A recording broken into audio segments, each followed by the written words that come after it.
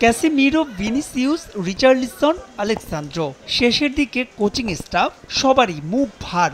একে একে বিমান থেকে নামছেন তারা। কত প্রত্যাশার ফুলঝুরি। রিয়ালকে সব জেতানো ডন কার্লোর ছোঁয়ায় বদলে যাবে ব্রাজিলের ফুটবল। খুঁজবে ২৬ বছরের অপেক্ষা। তবে শুরুর আগেই শেষ মধুচন্দ্রিমা। ইকুয়েডরের বিপক্ষে ড্রয়ে বাস্তবতায় পা। করিন্থিয়ান্স অ্যারেনায় বুধবার প্যারাগুয়ের বিপক্ষে মহারণ। সেই ম্যাচের আগে দলকে উজ্জীবিত করতে কোন কোরাস গাইবেন অ্যানচেলোত্তি, সে হিসেব পড়ে। তবে প্রথম ম্যাচেই হোঁচট খাওয়া কার্লো তার কোচিং স্টাফে এনেছেন পরিবর্তন।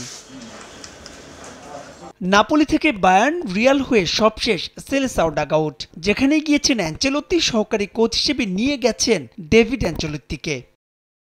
নামের মতো চেহারাতেও মিল। যারা জানেন না তবুও অনুমান করছেন, হ্যাঁ তারাই ঠিক, ডেভিড কার্লোরই ছেলে। অবশ্য কোনো স্বজনপ্রীতি নয়, কোচ হিসেবে সব কোর্স এবং সামর্থ্য সবই আছে ডেভিড অ্যানচেলোত্তির। বিশ্ব ফুটবলে এ যেন একটা অলিখিত নিয়ম। হেড কোচেরা নিজেদের সুবিধা মতোই সাজান তাদের কোচিং স্টাফ। ব্যতিক্রম নন অ্যানচেলোত্তিও। ডেভিডকে নিয়োগের খবর আনুষ্ঠানিকভাবে নিশ্চিত করেছে ব্রাজিল ফুটবল কনফেডারেশন, CBF।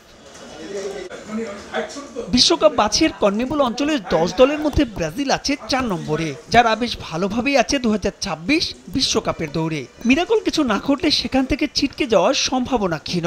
তবে 5 বারের বিশ্ব চ্যাম্পিয়নদের অস্বস্তির কারণ সাম্প্রতিক ফর্ম। সবশেষ 5 ম্যাচে জিতেছে মোটে একটাই। দরিভাল জুনিয়রের স্কোরিং সমস্যা প্রথম ম্যাচে কাটাতে ব্যর্থ কার্লো অ্যানচেলোত্তিও। তবে তার মতো হাই প্রোফাইল কোচকে এক ম্যাচেতে বিবেচনা করাটা অমূলক।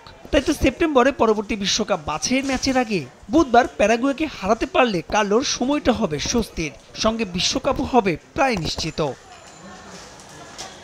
মাহবুব রিমন, সময় সংবাদ।